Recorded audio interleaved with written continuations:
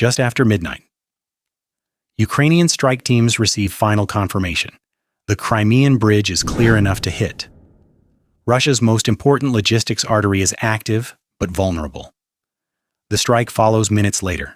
Precise, limited, deliberate. The bridge doesn't collapse, but traffic halts immediately. Military convoys are frozen, inspections begin. Supply schedules break down within hours. No spectacular destruction, no cinematic fireball. Yet the impact spreads far beyond the structure itself. If the bridge was never meant to be destroyed, why did this single strike disrupt an entire front? The bridge sits at the center of a simple equation: distance, time, and volume. For Russian forces operating in southern Ukraine, every ton of fuel, ammunition, spare parts, and personnel that crosses from the mainland depends on predictable transit. Remove predictability even briefly and the system stumbles. This is why the bridge matters more than its concrete and steel. It compresses distance. It shortens supply loops. It allows centralized depots to feed multiple fronts without detours. In logistics terms, it is a choke point, a fixed structure that concentrates flow. Fixed structures are efficient in peacetime and liabilities in war. From the start of the conflict, Ukraine understood that outright destruction was not the only path to strategic effect. Full collapse demands heavy munitions, perfect timing, and accepts escalation risks. Disruption, by contrast, is cheaper, repeatable, and psychologically corrosive. Each interruption forces inspections. Each inspection halts traffic. Each halt ripples outward. Convoys stack up schedules, slip commanders improvise. Russia's response has been layered and persistent. Air defenses, patrol boats, electronic surveillance, physical barriers, and rapid repair teams were added over time. But layered defense has a cost. It must work every night. The attacker needs to succeed once. Historically, bridges have decided campaigns without falling. In World War II, Allied air power often targeted rail junctions and crossings, not to destroy them outright, but to create uncertainty and delay. The logic is unchanged, the tools are. Where bombers once flew at altitude, small unmanned systems now approach low and quiet. Where raids were rare, strikes can be frequent. The strategic value, then, is not the blast itself. It is the forced reaction. Shutting down a major crossing for inspection is a command decision driven by fear of the unknown secondary devices, structural damage, or follow-on strikes. That decision, rational on its own, compounds into operational friction across an entire theater. So the question is no longer whether the bridge can be defended forever. It is whether a logistics system built around a single artery can tolerate repeated uncertainty. In modern war, hesitation costs time. And time measured in fuel burned and rounds not delivered becomes decisive. The strike did not begin with an explosion. It began with patterns. Ukrainian planners focused on repetition rather than secrecy, traffic density by hour inspection rhythms after alerts, patrol overlaps, and the gaps between them. Night after night, the same questions were asked. When does movement thin? When do crews rotate? When does vigilance dip from routine into habit? Intelligence collection was layered and deliberately mundane. Commercial satellite passes confirmed traffic volume and repair activity. Long-range, unmanned reconnaissance mapped patrol routes and lighting coverage. Open signals, radio chatter spikes, emergency vehicle movement were logged and compared against previous alerts. No single source mattered on its own. Convergence did. The objective was timing, not surprise. A narrow window existed when the bridge remained active, yet most vulnerable to forced shutdown late enough that inspections would be conservative, early enough that the next day's logistics cycle could still be disrupted. The goal was to trigger procedure. On the Ukrainian side, preparation stayed compact. A small team handled launch and control, another monitored feeds and contingency routes.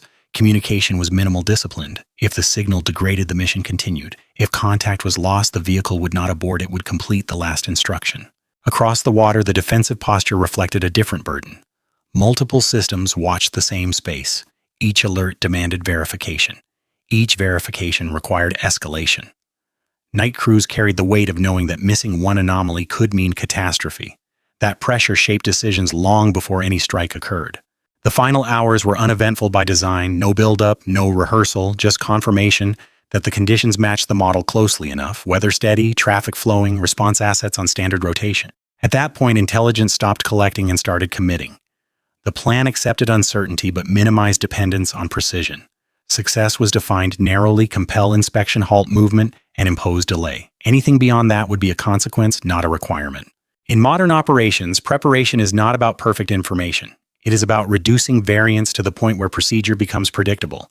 Once that threshold is crossed, a single action small in scale can force a large system to pause. The vehicle moves first, not the operators. Low and steady, it follows a preloaded path designed to avoid decisions in the final seconds. Altitude stays minimal. Speed remains constant. Any sudden correction would draw attention, visual, acoustic, or electronic. The objective is not to outrun defenses, but to arrive unnoticed long enough to force a response. From the Ukrainian control point, the feed is functional, not cinematic. The image shakes. Compression artifacts blur edges, but the geometry is unmistakable. Straight lines, evenly spaced, lights the dark void beneath. The approach vector aligns with a section chosen not for spectacle but for consequence, where inspection protocols are strictest. On the defensive side, the first indication is ambiguous. A sensor flags movement that does not match known profiles. It could be clutter, it could be debris, it could be nothing. The choice is whether to escalate. At night, escalation is the safer option. That decision costs time. As alerts move up the chain, procedures activate automatically. Traffic control slows flow, barriers begin to close, patrols shift posture. None of this requires confirmation of a hit. The system reacts to uncertainty, not damage. The strike itself is brief. A flash, a jolt. Not the kind of explosion that folds steel or drops spans, but enough to invalidate assumptions. Structural integrity is now unknown. Secondary devices are now possible. Every rulebook demands the same answer: stop everything. Within minutes, the bridge is functionally offline. On the Ukrainian side, there is no celebration. The feed cuts, the mission clock ends, assessment begins. The question is not what was destroyed, but what must they do next. Experience has taught the planners that the most important effects occur after the impact, not during it. On the Russian side, the night changes character. Emergency protocols replace routine. Engineers are called. Patrols double. Commanders face a binary choice with asymmetric risk: reopen too early and risk catastrophe, or keep it closed and absorb delay. In logistics, delay is damage. Traffic backs up. Military convoys wait. Fuel trucks idle with engines running. Ammunition that was scheduled to move before dawn does not. The disruption compounds as decisions made for safety cascade into operational friction. No single system fails dramatically. That is the point. The strike exploits how tightly coupled the system is. When one assumption breaks, the bridge is secure. Everything downstream pauses to reassess. This is where modern strike logic diverges from older models. Destruction is irreversible but expensive. Disruption is temporary but repeatable. Each repetition trains defenders to expect the next one, increasing caution and extending downtime. Over time, the cumulative effect rivals that of a collapsed span. By the time daylight approaches, the physical damage is already less relevant than the procedural damage. Schedules are broken. Confidence is shaken. Resources are diverted from the front to guard a fixed point that cannot move, hide, or adapt. The night strike ends quietly. Its consequences do not. The response is rapid but constrained by its own safeguards. Once movement stops, the bridge shifts from transit infrastructure to potential hazard. Engineers are dispatched under protection. Patrols expand outward, not to chase an attacker that is already gone, but to ensure nothing else is waiting. The assumption is no longer safety, it is risk containment. Air defenses remain active, scanning an empty sky. Maritime patrols tighten their patterns. Electronic surveillance stays elevated for hours, sometimes days. None of these measures restore flow. They only manage uncertainty. Commanders face a familiar dilemma. Reopening the bridge too soon risks a secondary incident. Structural failure under load, delayed detonations, or follow-on strikes timed to inspections. Keeping it closed, however, disrupts an entire logistics cycle. There's no optimal answer, only a least worst option. In the hours that follow, delay becomes visible. Convoys reroute, some turn back. Others wait for clearance that does not come. Fuel consumption rises as vehicles idle. Ammunition that was meant to reach forward depots before first light remains in queue. What began as a localized incident now affects tempo along multiple axes. This is the hidden cost of defending fixed assets under persistent threat. Every alert demands verification. Every verification consumes time and manpower. Even when no further strike occurs, the posture cannot immediately relax. The risk is assumed to persist. For the defenders, the night's outcome is not measured by blast damage but by lost hours.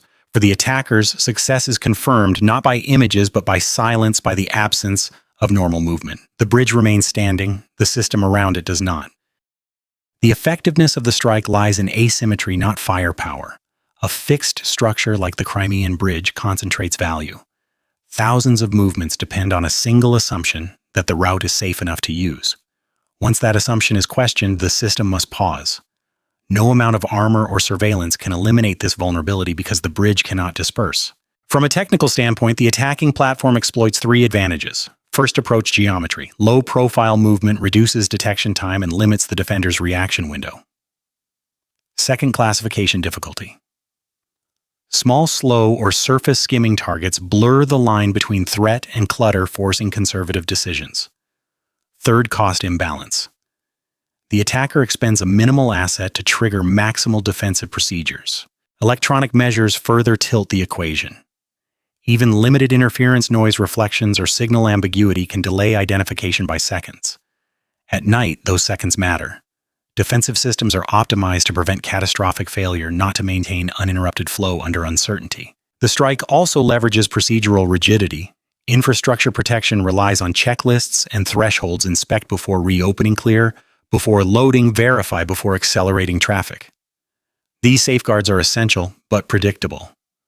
An attacker does not need to breach them only to activate them. This is why partial damage can outperform total destruction. A collapse span is obvious and finite. Repair timelines are known, alternatives are planned. A compromised but standing structure is different. Every reopening carries risk. Each decision invites scrutiny. The safest option becomes delay, repeated as often as necessary. Over time, defenders adapt by adding layers, more sensors, more patrols, more redundancy. But each layer increases complexity and operating cost. Meanwhile, the attacker retains initiative, free to choose timing, direction, and scale. In modern conflict, success increasingly comes from forcing the opponent to spend time and resources disproportionate to the action taken. The strike on the bridge demonstrates this logic with clarity. It is not a lesson about drones or explosives alone. It is a lesson about systems under stress. When a system is tightly coupled, small disruptions travel far. The bridge remains upright. The logistics network around it absorbs the shock. The immediate effect is measured in hours. The broader effect is measured in behavior. Operationally, the disruption forces adjustments across the logistics chain. Convoys are rescheduled. Stockpiles meant to be replenished overnight remain untouched. Units operating on the far side of the bridge adapt by conserving fuel and rationing movement. None of these changes are dramatic on their own, but together they reduce tempo. In warfare, tempo is leverage. Strategically, the strike reshapes priorities. Protecting the bridge demands resources that cannot be used elsewhere. Air defenses are tied to a fixed location. Patrols become predictable through repetition. Repair and inspection teams work under pressure, knowing that every delay draws attention and every shortcut invites risk. The defender is pulled into a reactive posture. There is also a psychological dimension. Fixed infrastructure carries symbolic weight. Repeated interruptions undermine confidence and control, both internally and in the public narrative. Even when traffic resumes, the memory of vulnerability lingers, influencing future decisions. Caution becomes the default. For the attacker, the consequences are asymmetric. Each successful disruption validates the approach and encourages repetition, refinement, and scaling. The objective is not escalation, but normalization, making uncertainty a constant condition. Beyond the immediate theater, the implications travel. Militaries observing the conflict draw conclusions about infrastructure protection, cost exchange, and the role of small systems against large ones. Doctrines adapt. Budgets shift. The logic of concentration versus dispersion is re-examined. What changes most is the understanding of risk. A bridge no longer fails only when it collapses. It fails when it cannot be trusted. In that sense, the strike achieves something larger than delay. It alters how the system is perceived, and perception in modern conflict drives action as surely as physical damage.